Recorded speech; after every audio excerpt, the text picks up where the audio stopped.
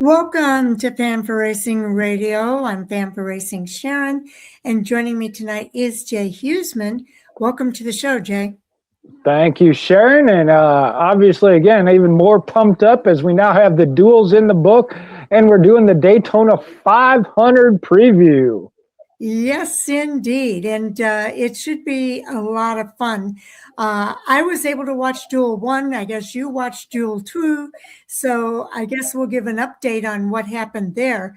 But before we do that, I will say that for qualifying, the front row will be Kyle Busch and Chase Briscoe. So Kyle Busch is your pole sitter, and Chase Briscoe is starting in that number 2 spot. They were the leaders for each of the dual races tonight.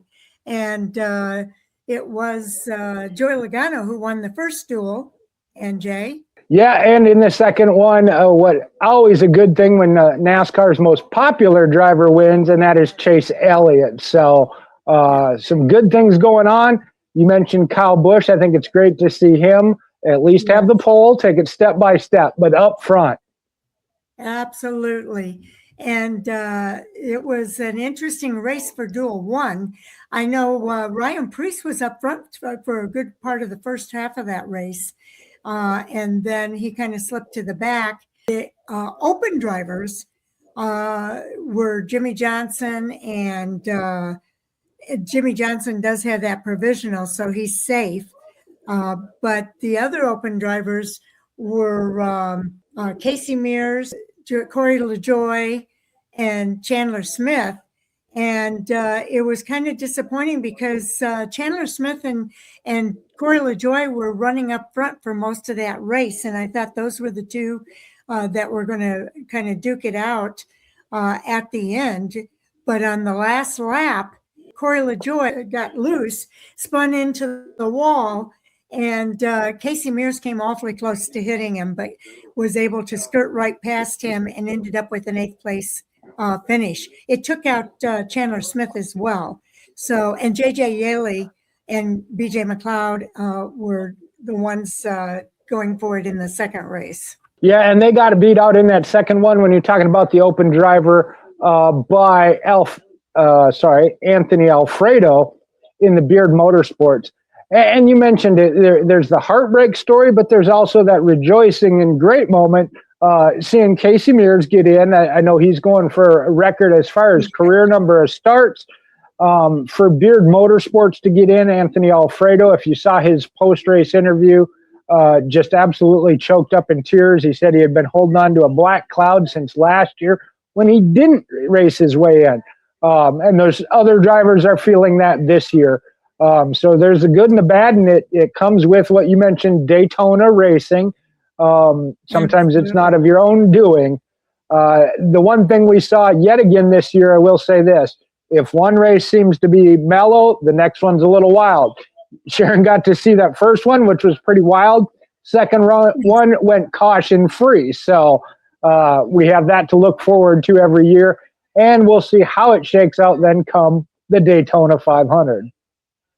Okay, well, Joey Logano, Chase Elliott, Ryan Blaney, Carson Hocevar, Austin Dillon, Kyle Larson, Brad Keselowski, and Michael McDowell will be your top 10 drivers, along with Kyle Busch and Chase Briscoe on the front row. So that's kind of pretty exciting that they were able to get that done. It was an overtime finish for that first duel as well. I was pretty impressed. Shane Van Gisbergen was up in the top 10, in addition to Joey Logano in that first duel. Ryan Blaney finished second, Austin Dillon, Brad Keselowski, John Hunter Nemechek, Shane Van Gisbergen, Daniel Suarez, Casey Mears, Ryan Preece, and Alex Bowman. So Ryan Preece did recover to be up in that top 10 when it was all said and done. Chandler Smith was involved in the accident late in the race. He was able to continue, but he ended up finishing 16th. Corey LaJoie, also involved in that last lap incident, was running in the top 5 and finished in 19th. Jimmy Johnson finished 15th, but he will make the race because of that open provisional that he has. So there were 3 cautions, 7 laps, and 9 lead changes among 6 drivers. And to cover duel number 2, it was, as I mentioned, Chase Elliott winning for the now Daytona 500 race. Carson Hocevar finished in second, had a heck of a race, followed by Kyle Larson, Michael McDowell, Christopher Bell, Josh Berry, Ricky Stenhouse Jr., Todd Gilliland, Ty Gibbs, and Denny Hamlin. Hamlin one I thought would have made a little bit more noise, but finished in the 10th spot there. And then I mentioned Anthony Alfredo in the number 62 Beard Motorsports, finished in 18th. He was the top finishing open driver and will race on Sunday. That leaves BJ McLeod in the number 78 Live Fast and JJ Yaley, the number 44 NY Racing, not making the race. And that will set the outside row, or the outside lane of the starting lineup for the Daytona 500. Again, there were no cautions and 12 lead changes among 10 drivers. And that is impressive for that second duel. Yeah, I say they always make a joke about that, but it does seem to ring true. That one is a little wild and crazy, the other one a little calmer. Sometimes it's the first one versus the second one. This year they got the chaos out the way early. Exactly. The odd numbered starting positions are based on duel 1, and the even number positions are based on duel 2 finishing spots. So that's how they'll line up in the Daytona 500 that takes place on Sunday. Some other open teams, Corey Heim was an open team. Justin Allgaier had qualifying speed along with Corey Heim. Then Casey Mears and Anthony Alfredo, we kind of covered all of that, but I wanted to make sure we mentioned Corey Heim and Justin Allgaier got in on their qualifying speed. And I didn't see exactly where Corey Heim's going to line up. Again, they were locked in based on their qualifying speed. The only 2 positions that were set based off that time was the front row. Justin Allgaier there, I heard them talking about that from the first duel, wanted to ensure, which he did, protect the car. So it kind of dropped up, hung at the back, and stayed out of trouble. So, yeah, it shows him starting, I believe, 40th, but he had a top 10 car as far as speed. And they talked about that, of him just wanting to protect that car. Well, I can tell you that Corey Heim in that first duel finished in the 14th starting spot. All right, so there you go. He'll start in the 15th row then. Yeah, he'll be there in that 15th row. So he'll be in that race for sure. That's the biggest thing. If you're in it, you can win it. If you're in it, you can win it. So next, I guess we'll move on. The next race is the Daytona 500 race at Daytona International Speedway. It's a 2.5-mile asphalt oval, and they'll race this Sunday, February the 15th at 2:30 p.m. Eastern Time. Coverage will begin on Fox starting at 2 p.m., and radio coverage will be on MRN and Sirius XM NASCAR Channel 90. They'll race that distance of 500 miles over 200 laps. Stage 1 ends on lap 65. Stage 2, also 65 laps, will end on lap 130. And then the final stage will be 70 laps, ending on lap 200.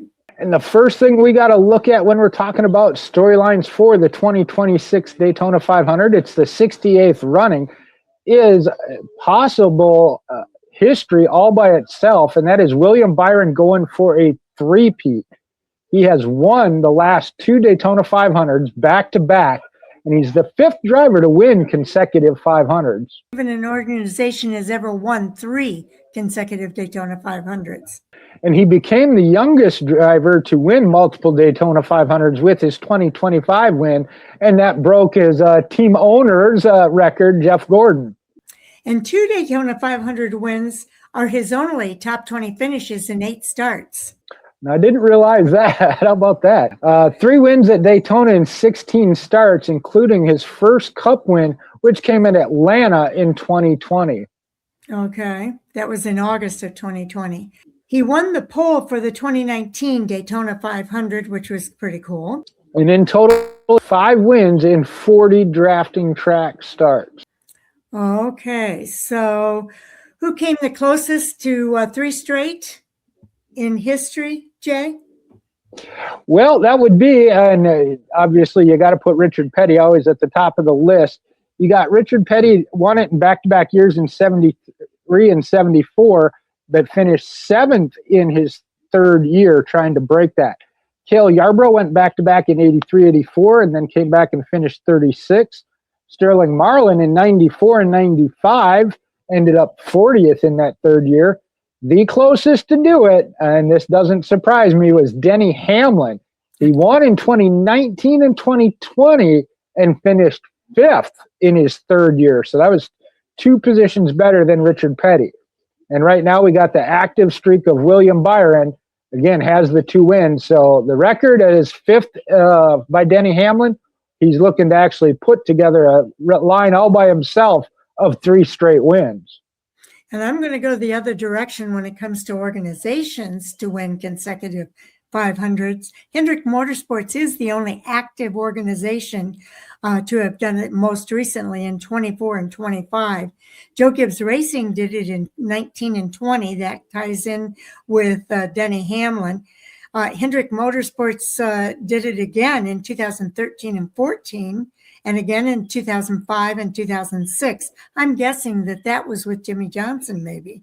Yeah, I think, wasn't Terry Labonte a part of the 2000, would that have been the 2005 and 6 season? Or was that all Gordon by himself? Because that was in that era. Yeah, that was in more of that era, I think. Going deeper, we've got Dale Earnhardt Inc. in 2003 and 4, Morgan McClure Motorsports in 1994 and 95, Rainier Racing in 83 and 84, and Petty Enterprises came awful close. They did it in 70 and 71. They skipped the 72 season and came back and did it in 73 and 74. So that's about as close as you're going to get to 3 consecutive. They just missed it in that year of 72. And then we'll take a little bit deeper dive into Hendrick Motorsports, their Daytona 500 dominance. So when we look at them at a glance, they won the Daytona 500 in 5 different decades, which is the most of all organizations, all consecutive. The record 10 Daytona 500 wins from 6 different drivers. The last 3 seasons, HMS failed to have a driver start on the front row. The team won the race with Byron in 25 and 24, with Dale Jr. in 2014. But they led laps in the last 25 Daytona 500s, 33 of the last 34. So again, they certainly do know how to get around Daytona. Well, a lot of people are wondering if we should call it the Daytona 500 pole day or the Hendrick pole day. What do you think, Jay? They've lost a little bit of that edge. We got Kyle Busch. It was a Chevrolet, but it wasn't Hendrick Motorsports. Hendrick won 16 Daytona poles. That's 10 more than any other organization. And they've won 11 of the last 18 Daytona 500 poles, including 8 of the last 11. Again, those 3, though, have been the most recent. They won 24% of all Daytona 500 poles all time. That's 16 of 67 total. And you up that percentage when you look at the poll for 38% of the Daytona 500s they competed in, which was 16 of 42. So all time goes against even before they were an organization. They're at 38% of the ones they've competed in. Yes, indeed. And then they've swept the front row in qualifying 9 times, that Hendrick Motorsports organization. That's amazing. That's impressive. And they are the only team to place a 1, 2, 3, and 4 in Daytona 500 qualifying. And that is recent history, relatively recent, I guess, 2019. They had a car start in the front row in 9 of the last 11 Daytona 500s, 23 times in total. And when we look at that comparing to, we're showing them at the top when we look at where they compare to others. So most Daytona 500 poles by the organization. Again, Hendrick Motorsports has 16. The next closest is Richard Childress Racing with 6. Rainier Racing and Yates Racing have 5, and the Wood Brothers have 4. Yeah, and when you think about their how they compare to other organizations, it's pretty impressive because in starts they have 144. The next best is 119. They have 16 poles. The next best there is 6. If wins, that's a little bit closer. They've got 10 wins. Petty Enterprises actually have 9. In top 5s, they have 33 compared to 22 for the next best. And for top 10s, 55 compared to 41 for the next best. Laps led, they have 1,367 laps led compared to JGR, which is actually, they rank second to JGR, who has 1,397 laps led. And we mentioned 6 drivers to win the 500. I had that a little mixed up. Labonte didn't win the 500. He won the championship. So when we look at their 500 wins, Jeff Gordon at the top of the list with 3 of 97, 99, and 2005. William Byron with his back-to-back in 24 and 25. Sharon, you mentioned Jimmy Johnson. He did it in 06, which is where I had Terry Labonte. And then again in 13 as part of that combo. Dale Earnhardt Jr. got his in 2014. And then going back in the history books, Darrell Waltrip in 1989 and Jeff Bodine in 1986.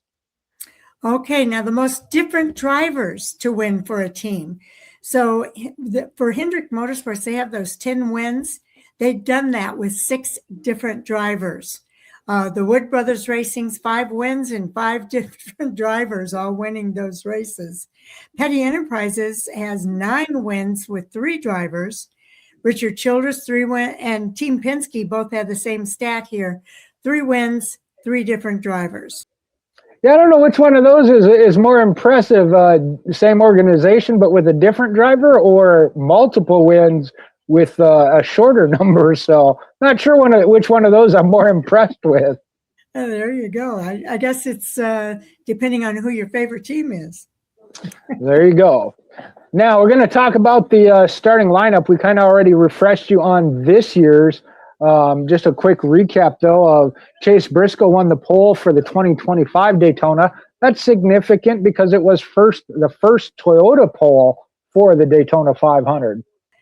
Again, Hendrick Motorsports did win the pole in 8 of the last 11 Daytona 500s, but failed to win all 8 years. So, yeah, we talked about that the other night, that even though they've won all those poles, it hasn't produced that many wins. Well, and again, this is a repeat, but again, it is impressive. The 16 poles, that is 10 more than any organization. And I know they've been around a while, but they aren't the longest tenured organization either. In fact, the pole winner has finished 14th or worst in 9 of the last 11 Daytona 500s, which is amazing. And that pole winner has failed to finish due to accidents in 4 of the last 7. So that doesn't bode well for what we're looking for from Kyle Busch this year. Alex Bowman has 3 Daytona 500 poles. The record is 4, and that's held by Elliott, Baker, and Yarborough. That's a 3-way tie. And Alex Bowman, as part of the Hendrick Motorsports, has put his name up there as he has 6 front row starts in the Daytona 500, and that is the most all time. They talked about that front row sweep. And the Daytona 500 winner started 10th or worst in 6 of the last 8 races. So there you go. You got to start in back of the 5th row, 6th row or further in order to win. And I know a lot of people get into the manufacturer game. Ford has won the pole for 13 of the 20 drafting track races with qualifying here in this next-gen car. It's Chevrolet on the pole here this weekend. And what's interesting is that Chevrolet were the cars that were up front in the second dual race, but it was Ford's up front in that first dual race tonight. Yeah. I know it's kind of tough because it's, again, of unique qualifying and racing situation when it comes to that. Can't put a whole lot of stock in that because, again, it is the Daytona 500, yep. Very unique qualifying procedure, if you will. Now, Gibbs, Heim, Hocevar, Gilliland, Chandler Smith, and Zillage weren't born the last time that the Daytona 500 was won from the pole. Dale Jarrett did that in 2000. So those drivers were all born after that. Isn't that I was going to say, I go back a little bit farther as far as being born, but that was as I was really becoming a diehard NASCAR fan in that era, coming in 94, 95. All right, now going a little bit deeper into the cars that we had entered. Again, we did end up sending home 4 drivers from this year's event, because we had 48 drivers entered, which was the same as last year. But then you got to go back to all time. 2015 was the last time we had that high a number at 49.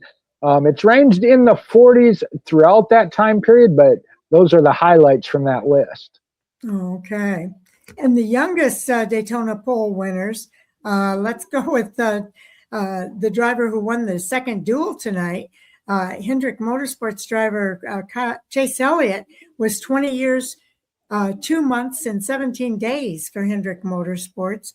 The youngest driver on this list, though, is actually, and not by much, William Byron in 2019. He was 21 years, 2 months, and 12 days, but Chase Elliott was actually, he did this twice. In 17, he was 21 years, 2 months, and 22 days. So some pretty close stats there. It is, and we're talking about the Hendrick Motorsports dominance. They also have the oldest pole winner, as Mark Martin was 51 years old in 2010 when he did it. So HMS covering it from both ends there. As I say, I already kind of hit this, but Alex Bowman, when we're talking about the most front row starts, Alex Bowman leading that category with 6. There were 5 drivers, though, who have 5 each. So he just broke that record. Bill Elliott, Buddy Baker, Cale Yarborough, Jeff Gordon from HMS, as well as Richard Petty. And the most poles without a win, well, Alex Bowman and Ken Schrader kind of are tied for that glory. Ken Schrader in 88, 89, and 90, and Alex Bowman in 18, 21, and 23. And then Donnie Allison and Chase Elliott each have 2. Donnie's came in 1975 and 77, Chase Elliott in 16 and 17. Yeah, that was one of the statistics I always wanted to see Ken Schrader get out of. I knew that he led at that category of the poles, but no wins. So when we look at Daytona 500 winning trends and race dynamics, again, 2026 is the 78th year of NASCAR running the 68th Daytona 500. A driver won both their dual race and the 500 just 3 times in the last 30 years. The most recent driver to accomplish that feat is Matt Kenseth back in 2012. 8 of the last 11 Daytona 500s were won by drivers getting their first 500 win. And 9 drivers got their first Cup win in the Daytona 500. Most recently, Austin Cindric did that back in 2022. Yeah, that's a big one to win as your first one. Yes. Now, if you recall from the stats we gave you, Denny Hamlin with 3 and William Byron with 2 are the only repeat winners in the last 16 Daytona 500. So it's been a while. And I did not know this. 6 Daytona 500s were actually won in a backup car. So in 1969, 83, 92, 2009, 18, and 24. Well, I was only a fan for 3 of those, so I'll take credit for that. I wouldn't be able to name who they were. Other than, 2024 would have been William Byron. So, yep. And if he's going to do 3, I think he has to do it again. Now, the last defending champion to win the 500 was Dale Jarrett in 2000, when he his 3rd win in the Daytona 500. And Joey Logano led in the last 9 Daytona 500s. He's tied with Buddy Baker for the 2nd longest streak, behind Petty, who has 11 races. Well, I get the feeling he's going to separate himself into 2nd there with this weekend as he starts from that 2nd row after winning the duel. Yeah, I was thinking the same thing. Now, this kind of ties into Sharon's coverage of the first duel, late race dynamics. All 3 times the winner led only 1 final lap came in the last 9 races. And the winner didn't lead for the first time until lap 157 in 7 of the last 9 500s. And only once has a stage winner gone on to win the race, and that was Denny Hamlin in 2020 when he picked up a win in stage number 2. The leader at halfway has won only twice since 1992. Hamlin is the one driver who's done it twice, and that is in 2016 and in 2020. That is actually amazing, and this next one goes with it. The driver that led the most laps won only one time in the last 9 500s, and that is Denny Hamlin in 2020. So again, it's not necessarily about being out front all day. In 14 of 67 Daytona 500s have ended with a last lap pass. That's 21% of the total races, including 5 of the last 10. So that last lap is a very important lap in the Daytona 500. It is, and we'll break that down in the finish dynamics. The final green flag stretch was 2 laps or less in 17 of the last 21 Daytona 500s. That's a very high percentage, almost 80%. It is. And only 2 of the last 21 Daytona 500s had a final green run longer than 6 laps. Woof. Yeah. Now, six of the last 8, and here's what the result. 6 of the last 8 ended in overtime. The other 2 ended under caution. And 4 of the last 6 races ended under caution. I'm going back to 2023 there. The Daytona 500 went 530 miles, and that was due to 2 overtime attempts, and that is the longest in history. I remember that race. 2 of the 4 Daytona 500s with the most lead changes came in the last 3 years. So in 2023, it was 52, and in 2025, it was 55 lead changes. That's just astounding. Well, not really, because of the way the racing goes. I was going to say, especially with the next gen car, that's kind of what they were looking was to bunch up the field. So mission accomplished. Now, when we look at the last 11 Daytona 500 winners, I want to point out the big thing here is 8 of the last 11 were won by first-time Daytona 500 winners. We have William Byron, who again has gone back-to-back. The one in 2024 was his first. Then you had Ricky Stenhouse Jr. in 23, Austin Cindric we talked about in 2022. Go back to Michael McDowell in 2021. I remember that one very well. You had Denny Hamlin, who went back-to-back in 2019 and 20, but those were his second and third wins. Austin Dillon in 18, that was his first. Kurt Busch in 2017. It was 2016 when Denny Hamlin got his first one. And then Joey Logano in 2015. Joey Logano, if he wins this weekend, it'd be over a decade between his 500 wins. Now, 9 drivers whose first win came in the Daytona 500 going back to 1963 includes Tiny Lunn with 5. The one with the most is Sterling Marlin with 10. That's amazing. And looking at the low end of that, I thought this would have been more. I know of Talladega is on that list too, but with only 1 win in their career and it being the 500, Mario Andretti and Trevor Bayne. Now, we talked about Dale Jarrett being a defending champion to win the 500, the last one to do it in 2000. Prior to that, Jeff Gordon, it was in 99. Then you got to go back 20 years, 2 decades. Cale Yarborough in 77. Richard Petty did it in 73 and Lee Petty in 59. I don't know that you don't find a record, though, that doesn't involve the name Petty. True. Very true. Okay, laps led by recent winners. There's 3 of them here that led only 1 lap, and that's that last lap that we've been talking about to win the race. Kurt Busch in 2017, Austin Dillon in 2018, and Michael McDowell in 2021 only led 1 lap. And I believe they won the race. Yes, they did. And then the one who had the most laps led and won the race was Denny Hamlin in that 2020 win. He led 79 of those laps. And an interesting thing to look at, we were talking about maybe not being up front, where the leader that won the race was at the white flag. So again, you pick up the victory, but where were you when the white flag came out?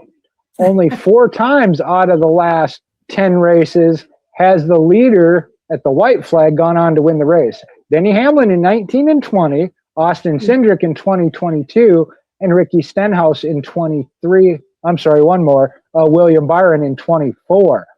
When you look at some of the others, they were as far back as 14th on the white flag and still went on to win the race.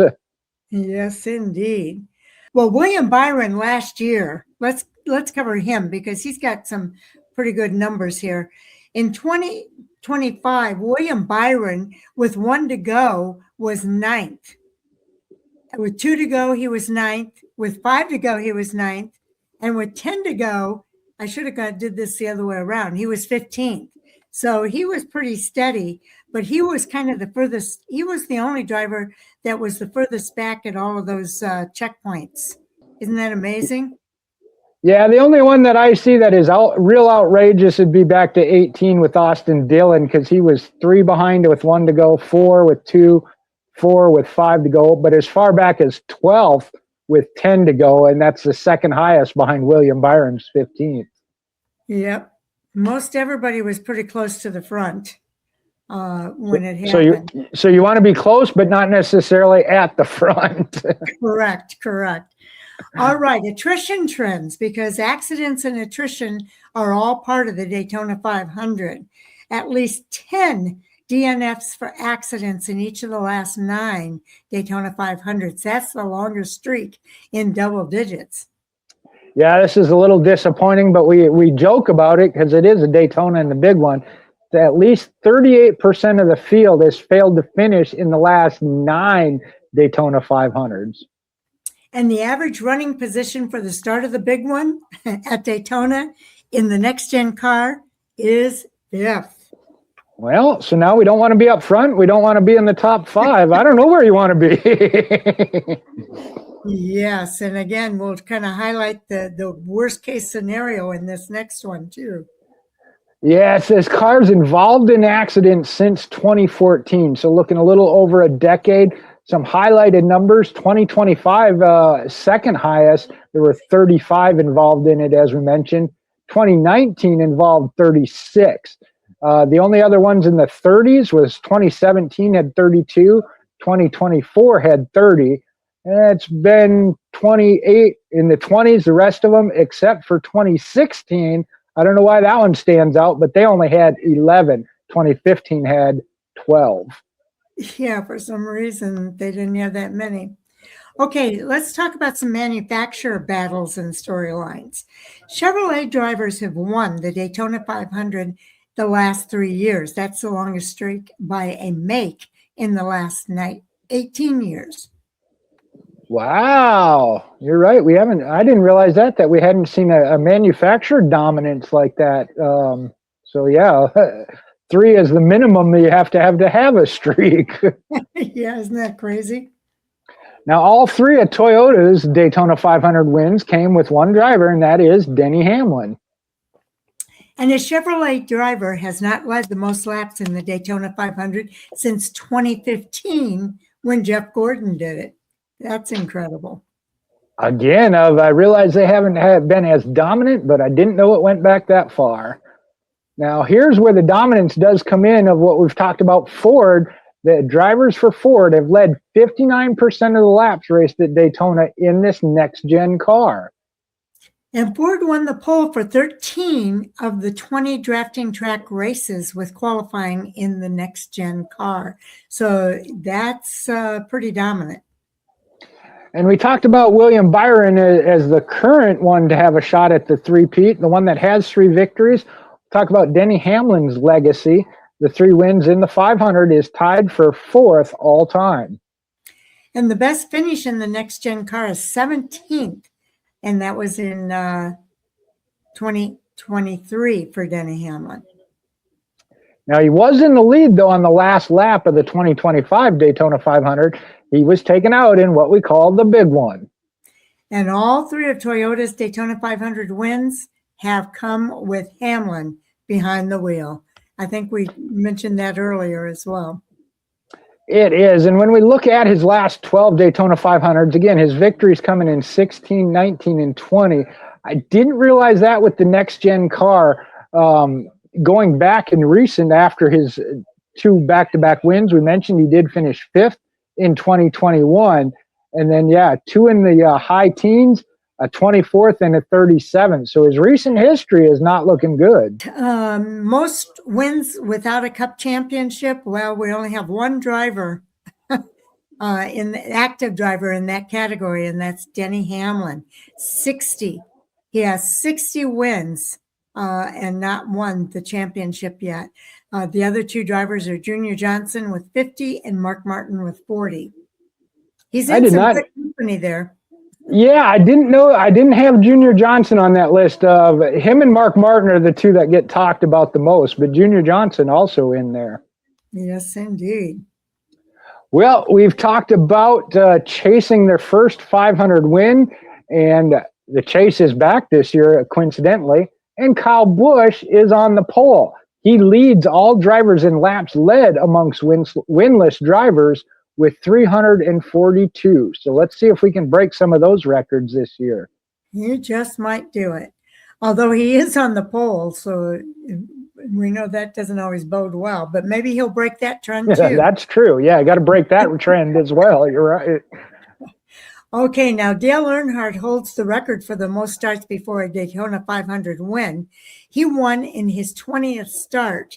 Kyle Busch is making his 21st start this week, so maybe that will bode well for him. And Dave Marcis holds the record for the most starts without a win at 33. Now, Kyle Larson, Brad Keselowski, or Kyle Busch can each become the 5th Grand Slam driver with a win this weekend, and that is winning all 4 of the Crown Jewel races. I didn't realize that. Now, John Hunter Nemechek is definitely one of the drivers to keep your eye on this week. I noticed he did pretty good in that first duel. He's got an average finish of 7.67 in 3 500 starts. He ranks second among drivers with more than 2 starts, and that compares to Fred Lorenzen, over 9 races, had an average finish of 6.89. I really like Fred Lorenzen's. He just reminds me of a shooting star that did so much in such a short time.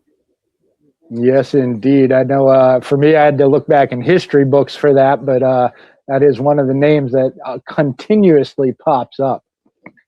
Now, this is always a big conversation, the championship versus the 500. So we'll look at most Cup wins without a 500 win. Kyle Busch, being an active driver, has 63 wins, but no 500 win. I'd only known one other one on this list. Rusty Wallace had 55 without the 500. Ned Jarrett had 50. Tony Stewart is the other one I knew, 49 wins, but not a 500 victory. Now we'll talk about the runner-ups, active runner-ups in the Daytona 500 without a win. These guys are all looking for a win this week. Let's see, who should I start with? Let's start with Ryan Blaney, going back to 2017 and 2020. 2 times he was a runner-up. Bubba Wallace was a runner-up in 2018 and 22, and the rest of these drivers were runner-ups just 1 time. Kyle Busch in 2019, Chase Elliott in 21, Alex Bowman in 24, and Tyler Reddick in 25. The most runner-ups without a win were 3, and that was Terry Labonte. And I would have to pull Ryan Blaney out of that as the one I feel like I guess it was only twice, but seems to come the closest without getting it on my list anyway. Now, again, looking at that of active champions without a 500 win, Kyle Busch falls in that category as well. Mentioned he's had 20 attempts at the 500, best finish of 2nd. Brad Keselowski has 16 attempts, his best finish is 3rd. Kyle Larson, 12 shots with the best of 7th. And then mentioned Ryan Blaney with 11 and Chase Elliott with 10 starts respectively, each have that runner-up finish. Now, the most starts before winning a 500, we mentioned Dale Earnhardt having 20 starts before he was able to get that first Daytona win. Buddy Baker, it was 18, Darrell Waltrip, 17, and then Kurt Busch at 16, And then there's a three-way tie. There's three drivers that had 15 starts before their first win at Daytona: Michael Waltrip, David Pearson, and Bobby Allison. Kyle Busch is making his 21st start this weekend. And this just tells you what a Hall of Fame career they have, unfortunately missing that one little diamond, if you will. Most laps led, mentioned Kyle Busch at 342. Tony Stewart was another one at 299 laps led, his best finish of second. And other active drivers, though, Ryan Blaney has led 208 laps with the runner-up finish, and Brad Keselowski at 180 can continue to actively lead laps if they do. And Keselowski's best finish is third. All right. The most 500s led without a win. The two active drivers are Kyle Busch. He's led in 14 races without getting a win. And Brad Keselowski, that number is at 9. He's actually tied with Neil Bonnet, also at 9. Mark Martin and Martin Truex Jr. Both had 11 races led without a win. Yeah, there's some big names. I'll mention him too. 13 races without a win. This one's kind of a subjective list here, but it says notable retired drivers who never won the 500. I'm just going to run them down. I'm not going to go into their attempts, but Terry Labonte, Mark Martin, Ricky Rudd, Bobby Labonte, Rusty Wallace, Tony Stewart, Casey Kane, Clint Boyer, Carl Edwards, Bobby Isaac, Ned Jarrett, and Alan Kowicki. Like I said, that's kind of subjective as far as what you consider a notable driver, but several of those are Hall of Famers. They are, and I notice a lot of these drivers finished in second place, some more than once. Right. Close, but no cigar. Yeah. Brad Keselowski's Daytona 500 heartbreak. Brad Keselowski has failed to finish in 6 of the last 9 Daytona 500s, all because of accidents. He's been involved in that big one that many times. So sometimes it's not of your own doing. It can be frustrating. Absolutely not. And we'll look at that of Brad Keselowski's recent 500s going back to 2020 to start with. It was side by side for second, received a bad push from behind, turned into the wall, which triggered the big crash, eliminating him on lap 184. In 21, he made a move to second with 2 laps remaining behind teammate Joey Logano. He made the move for the lead entering turn 3 on the final lap. A bad block by Logano triggered a big wreck, taking both of those drivers out of the race. I remember that one vividly because that was a question of who caused it. Yeah, who caused it?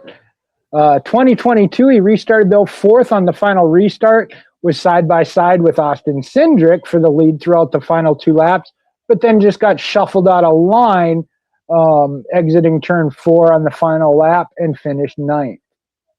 In 23, he got caught up in an accident on that last lap again. He ended up finishing 22nd after leading the most laps of that Daytona 500. And in 2024, he was caught up in, again, the big one. He was making a pass for the lead with less than 9 laps to go. And he was collected in the lap 186 8-car accident just last year. And here's the one I said I feel like is the one that maybe breaks the trend. Ryan Blaney's close calls in the 500. He's got the 2-time runner-up in the Daytona 500. He finished top 10 in 6 of his last 9 500s, including 2 runner-ups, which we just mentioned. And he's won a stage in 4 of the last 8 500s, including stage 2 the last 2 years. He's also led 8 of the last 9 500s, including the last 4. He also has 2 wins at Daytona in 21 starts, including the most recent race there, which was in August of last year. And 5 wins on drafting tracks in 52 starts. But he's had some near misses too. Yeah, one of them goes back as far as 2017. He moved from 7th to 2nd on the last lap with a push from Logano, but then couldn't get by Kurt Busch. In 2020, he passed Denny Hamlin coming to the checkered after Blaney made contact with Ryan Newman. We all remember that one. Oh, most certainly, most certainly. Now in 2022, it says Austin Cindric put Blaney in the wall, blocking him on the last lap. And in 24, he was involved in the big one while running fourth with just 9 laps to go. And last year, it was that lap 186 8-car accident. He had led 22 laps and won stage 2. Okay, let's take a look at the all-time stats for the Daytona 500, starting with most wins. There's one driver that holds the record and one driver that's still active. Richard Petty holds that record at 7 wins, and Denny Hamlin is the most active driver with 3, and he's actually tied with 3 other drivers, Bobby Allison, Jeff Gordon, Dale Jarrett, and Denny Hamlin. All 3 of Hamlin's wins have come in the last 10 races. Cale Yarborough is the only other driver on the list with 4 wins. And you talk about being an elite company there. That most certainly is the case. Yes. And it is Denny Hamlin of the active driver in the top 5 as far as laps led. Richard Petty, the king, at the top with 780. Dale Earnhardt at 686. Buddy Baker, 643. Cale Yarborough at 553. And then Denny Hamlin at 496. The best he could do is move into 4th position on that list. How about wins in multiple decades by a team? Should we do that? All right. Hendrick Motorsports, we mentioned, does have 5, and that covers the 80s, 90s, the 1000s, 2000s, the 2010, and then 2020s. Petty Enterprises, again, your next big organization, especially when you think about Daytona. They had victories in the 50s, 60s, 70s, and 80s. Team Penske, I think, is the one to highlight here, the most recent, if you will, in the 2000s, 10s, and 20s. RCR goes to the 90s, 2000s, and 10s.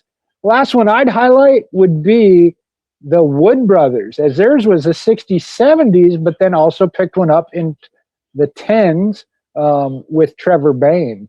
Okay, let's move on now to the drivers who never won the Daytona 500 but came very, very close. Heartbreaking near misses in the history goes back all the way to 1959 when Johnny Beauchamp lost by a bumper to Lee Petty. That sounds like it was a really close one. More recently, in 22, Bubba Wallace lost by 36 thousandths of a second in an overtime finish. And that, I remember, was a big heartbreaker for him. In 2018, Eric Almirola was spun while leading on the backstretch of the final lap. And that, all of these are heartbreakers. In 2017, Kyle Larson passed on the last lap after running out of fuel. So Martin Truex lost by inches to Denny Hamlin in 2016. I definitely remember that one. And in 2011, David Reagan was penalized for a restart violation while leading in the overtime. We had to wait for that one. Yep, that was the one that stood out to me. Was David Reagan getting a penalty on that restart? Yes. And then also back in 2008, Tony Stewart got passed on the last lap to miss a win in the Daytona 500. Mark Martin lost his Daytona 500 in 2007. It was by inches. I was at that race. Mark Martin really lost by inches to Kevin Harvick. Yes, I remember that. That was the same race that Clint Boyer crossed the finish line on his roof. Upside down. You're right. I remember that one because that sparked the debate of whether or not you throw the caution or let him race back to the line. I felt extremely bad for Mark Martin on that one. I like Kevin Harvick and was happy for him. But again, with celebration, there's the other side is that defeat. And yeah, Mark Martin not ever having won it, that was a tough one. Yeah, we were sitting at the start-finish line for that race, and I remember watching the smoke and the dust and waiting for Jeff Burton to come through all of that. I think he ended up third in that race. Yeah, that one. I didn't know you were there. That's amazing. I didn't know that. Well, we've kind of talked about a lot of different things. Obviously, when we talk about ones to watch for different reasons, one to watch because they're hot. William Byron, he's won the last two Daytona 500s, which no driver has won three straight, as we've said. He was the pole sitter for the 2019 Daytona 500, and 3 wins at Daytona in 18 starts, including his first Cup win, which was in August of 2020. And those 5 wins on drafting tracks in just 40 starts. Another hot driver to watch is one of my favorites, Ryan Blaney. He has top 10 in 6 of the last 9 500s, including 2 runner-up finishes. He won a stage in 4 of the last 8 500s, including stage 2 in the last 2 years. He's led 8 of the last 9 500s, including the last 4. And he has 2 wins at Daytona in 21 starts, most recently in August of 25. We mentioned that a little earlier. And he has 5 wins on drafting trucks in 52 starts. But I'm hoping maybe he'll come through with a victory this weekend. Now, the ones to watch that you might not think you should be because they're cold, but that's the underdog story. Kyle Larson. We know what the talent he is, the champion he is, but he's got 12 starts with only 4 top 10s. His best finish is 7th, which happened twice in 2016 and 19. But he's finished outside the top 10 in the last 4 500s. And Daytona is his only track with 2 or more starts without a top 5. He's 0 for 22. And this was, I would put this on the list of heartbreaks, but he ran out of fuel as the leader on the last lap of the 2017 Daytona 500. Yep, he was one of our heartbreakers. Okay, another cold driver that a lot of people might be thinking that he wouldn't be, but Tyler Reddick, if you think about what's happened with him, he finished 2nd in 2025. His only finish better than 27th in 7 starts, which is incredible. He failed to finish in 5 of 7 Daytona 500 starts, and he's never led in the Daytona 500 in 7 starts. So you wouldn't think of Tyler Reddick being a cold driver, but those stats don't bode well for Daytona. And then the last category, and again, I'm sure everybody has their own opinion, but a couple that we're going to highlight here as far as sleepers to keep your eye on.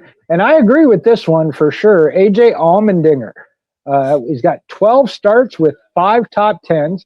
His best finish is 3rd, which he's done twice in 2009 and 17. But he's got top 10s in 4 of his last 500 starts and 6 top 10 finishes in the last 9 Daytona starts. And another sleeper is Chase Briscoe. He has top 10s in 3 of the last 4 Daytona 500s. He won the last drafting track race at Talladega back in October. But most people would agree that Chase Briscoe is definitely one of the drivers to keep your eye on this week. And he is, because he's right there. I mentioned it. He was the 2025 last year's pole sitter. He's on the outside row this year. Just a little bit of luck. He doesn't seem to be in it at the end, unfortunately. All right. Should we cover major delays? I really didn't want to, but it is something to look at. And I know there's already talk about it for this weekend. So, yeah, we are going to have to cover weather delays when it comes to the Daytona 500. All right. In 2025, there was a 3-hour, 10-minute red flag because of rain on lap 9, an additional 20-minute red on lap 21, again for rain. And in 2024, it was actually all day, so it got postponed till Monday.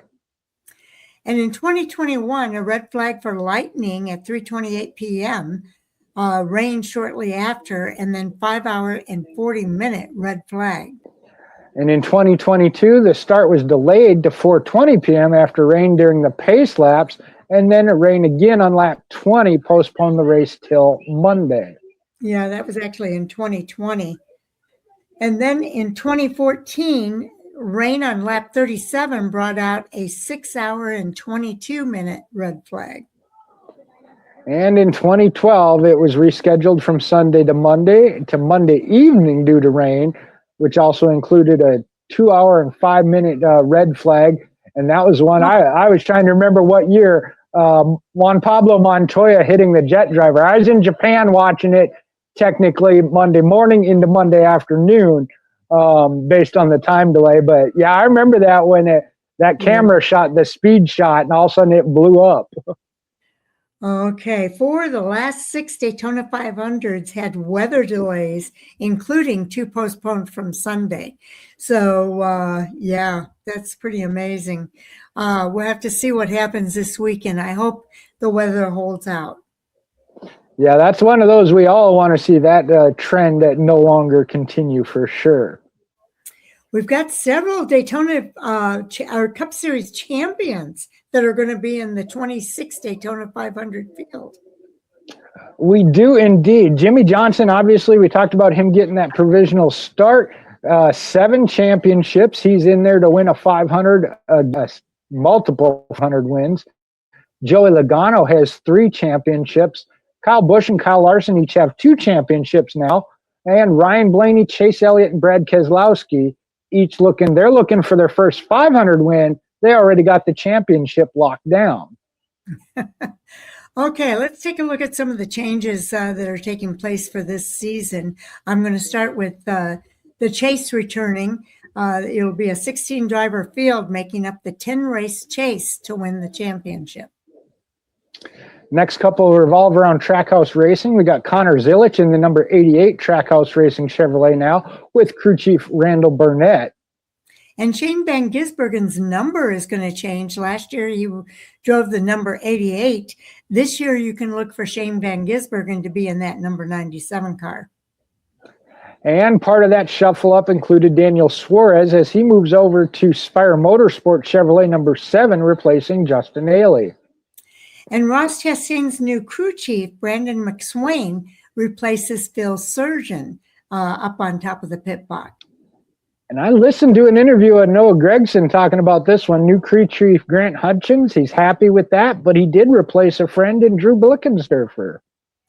And Kyle Busch's new crew chief is Jim Pullman. He was Justin Allgaier's crew chief. He went up to work with Kyle Busch, and he replaces Randall Burnett, who's now working with Connor Zilic. And we had a couple of manufacturer switches from Ford to Chevrolet. Rick Ware Racing did, and they now have the technical alliance with RCR and then ECR engines. And Haas factory team also changed Ford to Chevrolet with their technical alliance with Hendrick and Hendrick engines.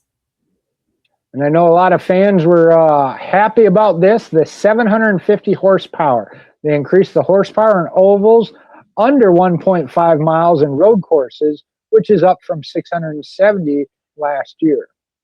And actually, we got to see that in action already at Bowman Gray Stadium.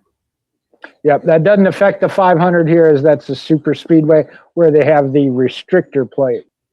Right, it won't affect Daytona at all. Okay, fewest rookies of the year candidates. Wow. Do you want Let's see. Yeah, I was trying to think of who the rookies were this year. When we look at the years we past. had Shane Van Gisbergen and Riley Earps last year. Yep, 2 last year. It's been about 2 2023. It was Ty Gibbs and Noah Gregson, Chase Briscoe and Anthony Alfredo in 2021. Then you go to 2018, William Byron and Bubba Wallace, Stephen Lyke, Josh Wise in 2012, and Kevin Conway and Terry Cook in 2010. I know the big one we're obviously going to be focusing on this next year would be Connor Zilic. Now, analyzing the new chase system, making the playoffs, the stage era cut line is 588 points. That's down 23 points per race. The next gen era cut line is actually 575 points, down 22 points per race. If you're averaging 22 to 23 points per race, expect to be near the bubble. So that's one thing to keep an eye on with the drivers this year. If they run in that average points range, they're going to be near the bubble. They're going to have to perform better than that to be up toward the top. Now, winning the regular season, The stage era champ is 1,030 points. That's down 30 points per race. In the next gen era champ, it's 923 points, down 35 points per race. Contenders need to average 35 plus points per race if they really want to be in that top 16 group. And also the win bonus impact. The old format, SVG finished 25th in the regular season points in 2025. With the new format, SVG jumps up to 16th. He would still have made the playoffs. That's a very interesting stat right there. It is. Again, we're taking away the win and you're in, but they've added points, 15 more points for the win. So for those that, I know SVG was kind of the target of this, Yes. Well, he wouldn't have been in if he hadn't had that win and you're in. He still would have into, like you mentioned, 16th. However, it will sort itself out through the rest of the playoffs. So I think fans need to kind of give this a chance and let it see how it plays out. When we talk about drafting, we know that things can factor in that not of your own doing. So let's look at Team Penske. They won at least one race on a drafting track, though, in each of the last 12 seasons, and that is the longest ever streak by a team. That isn't surprising because it is wild and crazy. Now, the last 11 races on drafting tracks have been won by 11 different drivers. William Byron is the only repeat winner in the last 12. And here's a wild card, if you will. Carson Hocevar had the most top 10 finishes on drafting tracks in 2025 with 4. That surprises me. It does. And all 4 of Corey LaJoie's career top 5 finishes and 9 of his 11 top 10s occurred on drafting tracks. That doesn't surprise me. And it's unfortunate he didn't make it into the 500. I know. You know, he was really classy, though. He was so happy for Casey Mears and that Casey Mears was able to make it in.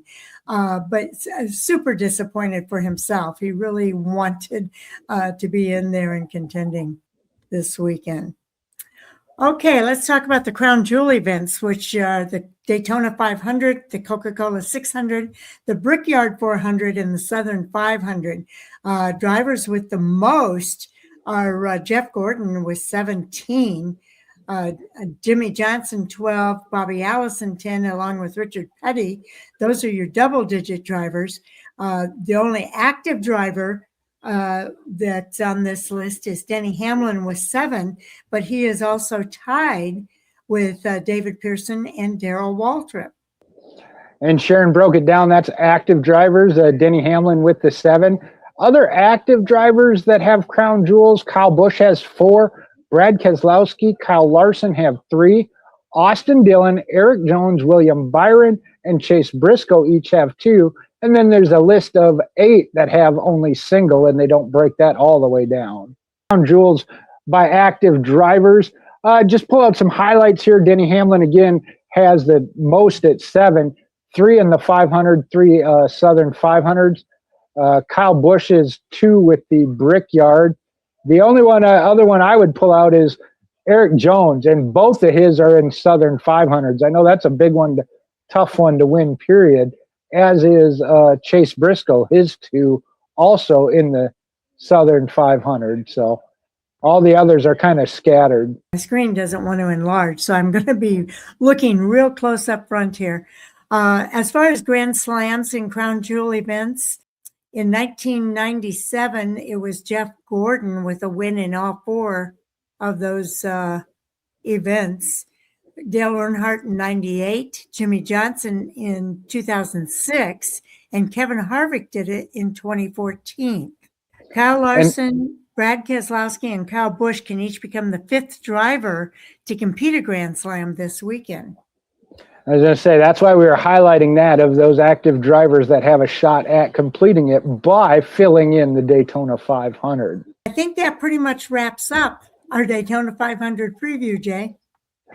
It does, but I get to pull the trigger first on this one. I'm going to put Sharon on the spot.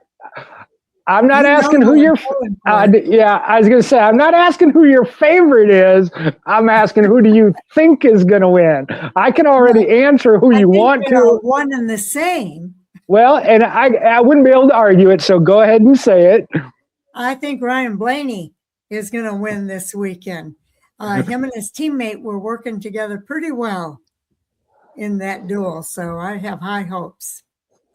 And we covered it throughout the statistics of it's not like it's a wild card pick. From that aspect, I couldn't argue against Ryan Blaney. The one I think was kind of under the heartbreak category, Brad Keselowski. We saw a RFK win, the Clash, and I know that was at Bowman Gray, but just the team momentum.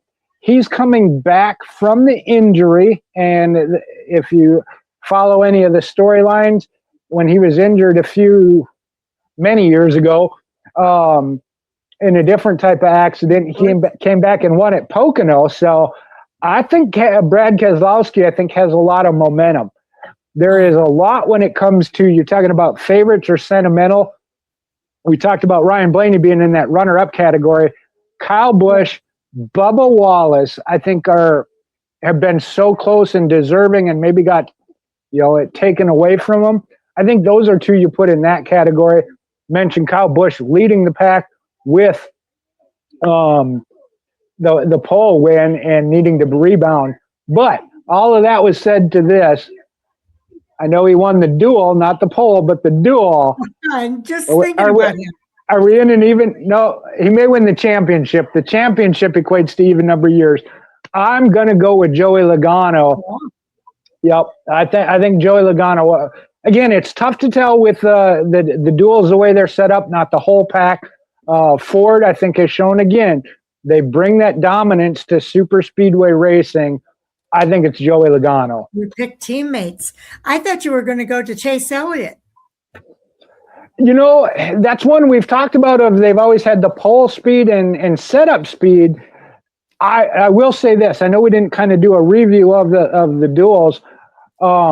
We've seen other organizations, the manufacturers, Toyota and Ford, show how to work together as a manufacturer team. I think we saw that with Chevrolet, and I was going to bring it up on Hot Topics, and probably still will, with Chevrolet. Carson Hocevar kind of maturing and falling in line there, stayed with Chase Elliott during that duel, ended up second, but didn't cause a wreck. So I do think Chevrolet has shown, hey, we need to focus on running well and finishing the 500.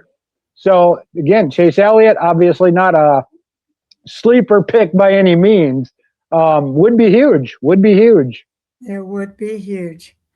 All right. So we've got our picks in the books.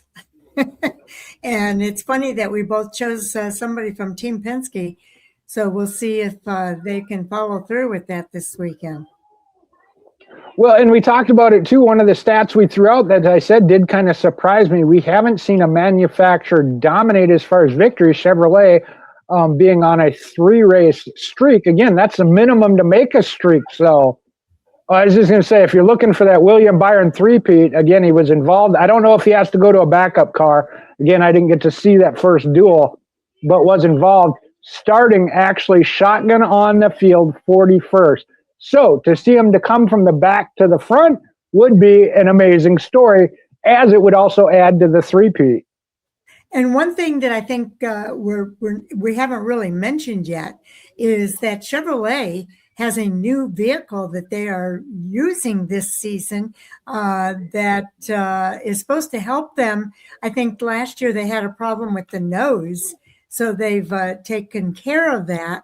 And we'll see if that plays out for them better this season with the new car, or if it's going to take time for them to adjust to the newer vehicle. And that was actually part of Chase Elliott's victory interview, talking about that. Again, it's still kind of early to tell. Obviously, they won the race. He said he didn't know if it was because of that or how it all played out. Again, it takes time to absorb and read and apply all of that data that they gain. And I'm sure they gained a lot. We know technology nowadays. They gained a lot, no doubt. But you're right. That is kind of a focus for the Chevrolet this year. I think it'll be all year. I think so, too. All of that, I know we talk about it. We're already looking at points. There were points awarded for the duels. it kind of gets set aside because this is the Daytona 500 and it's all about that race. Other races, the crown jewels, yeah, they're individual races, but it's always about in the championship. The Daytona 500 is kind of an entity of itself when it comes to that.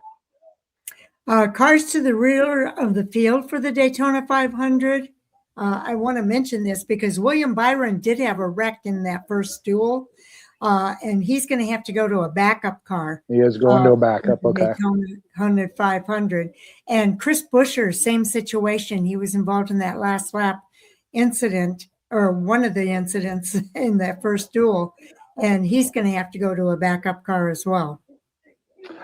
All right, Sharon, I'll even go first on this one, throwing out just a wild card possibility of that new. We've seen it with the 500, first-time winner, surprise winner, and I will go with Carson Hocevar on that. Like I said, I felt like he showed some maturity, but this was a duel. If it comes down to the 500, I think he's all out for himself. He could be the one to pull that off and be the absolute surprise winner of the Daytona 500.